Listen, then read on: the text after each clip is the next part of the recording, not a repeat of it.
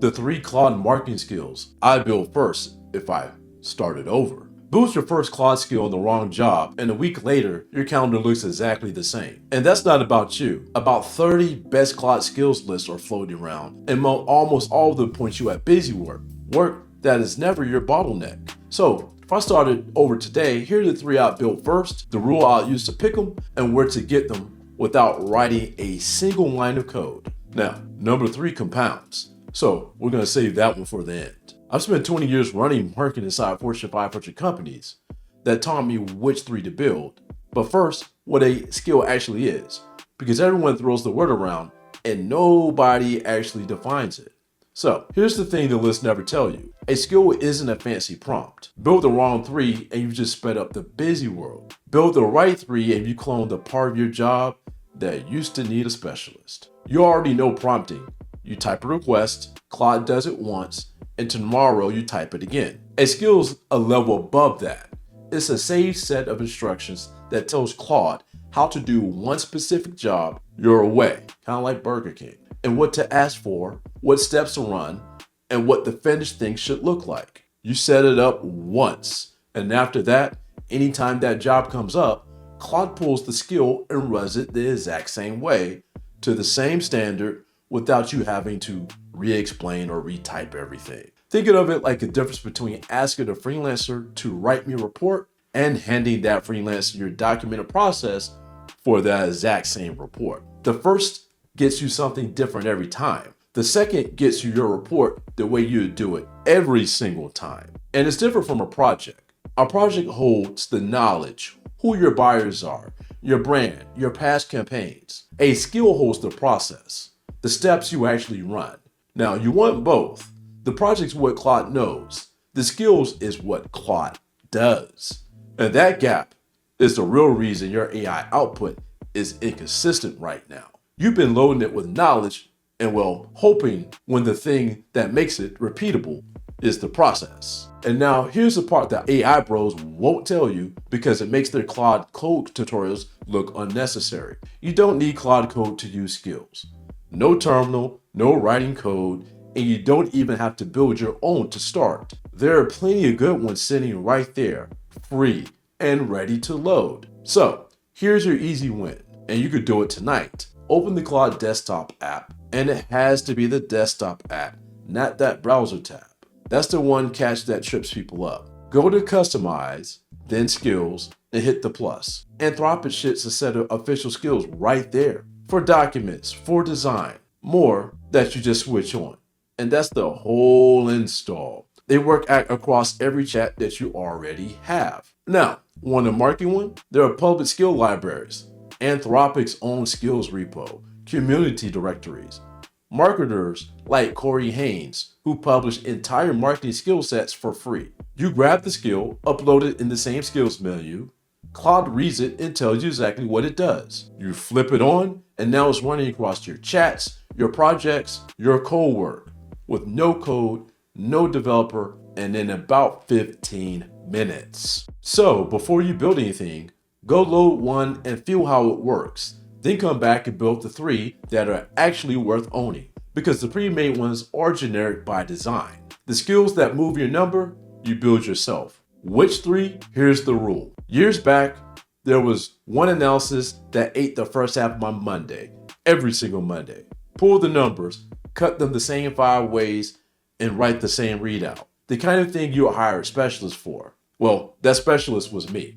The first time AI helped, I just prompted it fresh each week and it got something a little different each time, which meant I rechecked all of it, which meant it barely saved me anything. The unlock wasn't a better prompt. It was building it once and coding exactly how I cut those numbers and defining what good looked like. So I ran it the same way every Monday in a few minutes instead of 3 hours. And here's why it matters to you. The win isn't that AI is fast, it's that a skill makes it consistent. And consistent is the only version you can actually trust and hand off. And that's the whole game. So here's the rule for which to build first. 3 boxes, and all 3 have to be checked. 1, you do it over and over. 2, it actually moves a number and not just an activity. And 3, it takes your judgment. It's not a button, it's a read. So run your own work against those 3 boxes and build order writes itself. The 3 I built first of all checks all 3 of those. And building one is simpler than the list make it sound. You don't write a skill from a blank page. You do the work with Claude once. Walk it through your real process, step by step. Fix what it gets wrong in the moment, and when the run finally comes out right, you tell Claude to write the skill from what you just did. Then every time it trips on a new edge case, you have it update the skill so it never trips there again. It gets sharper the more you use it, and that's the method. Now the 3. Number 1, the diagnostic. A skill that looks at a live campaign or funnel and tells you what's working, what to kill, and what to scale before anyone even has to ask. The move you handed, the export, the campaign performance, the funnel stages, the spend by channel, and instead of one more chart, it runs the read that a sharp analyst would run. Where's the money going versus where the pipeline's actually coming from? Which segments convert and which ones just pad your top line?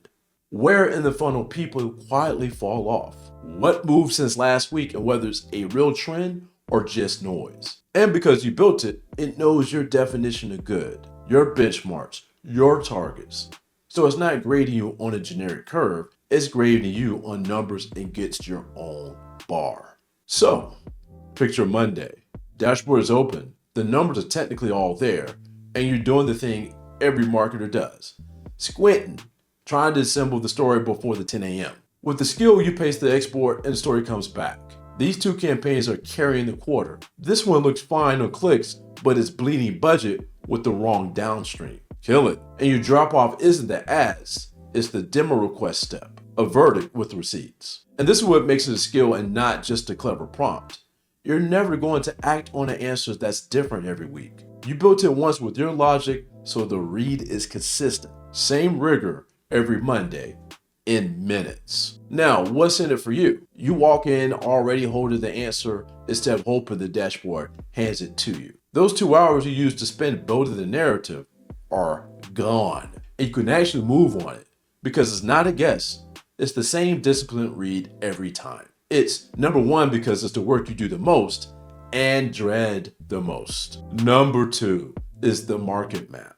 This is where the diagnostic looks inward at your own numbers. This one looks outward at the whole market. Okay, here's the move. You point it at your category, your top competitor sites and landing pages, the language they use, how they price, what their customers actually say in the reviews and forums, and it hands you back the landscape, not a list. How much each rival's positioned, who's the enterprise one, who's the cheap and fast one, who's the safe choice, where everybody's bunched up and fighting over the exact same 3 words, and the gap position nobody's claimed that you actually have a right to own. Now, think about the last time you had to nail your positioning or sharpen your launch message. You probably opened 5 competitor tabs, skimmed, and went with your gut. Now, the market map does that skim across 20 competitors instead of 5 and comes back with the call, everyone in your space is fighting over and nobody owns. Your product is the one that actually gives them control, and that's your lane.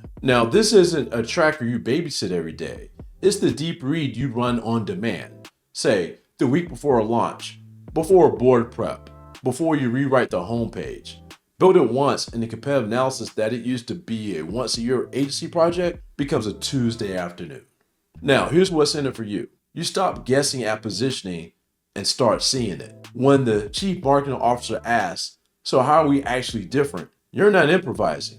You've got the map. You're the one in the room who knows where the open lane is. Number 2. So, number 3 is the build. And here's the one that compounds. You handed one input, the campaign concept, the offer, who it's for, and it turns the whole set in one pass. The nurture email, the landing page hero, the SDR talking points, the ad variants, the one pager for sales. Not 5 separate prompts and 5 separate tones. You get one coherent campaign, every piece carrying the same message in your brand voice, structured the way your team actually ships. You know the normal version of this. You write the brief, it goes to the writer, the draft comes back off message, so you have to rewrite it. It goes to design. Design makes the hero say something the email doesn't. Sales asks for talking points that nobody made. And a week and 3 revision rounds later, you've got a campaign that's fine.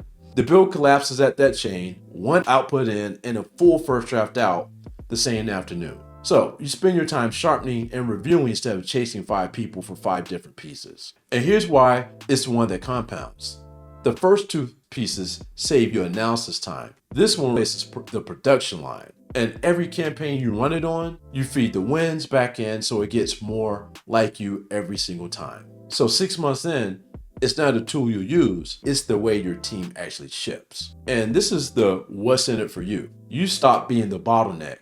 You go from being the work to shipping the work. And that's not fast or busy works. That's a different job, the senior one. And that's why it's number 3. So here's where to start.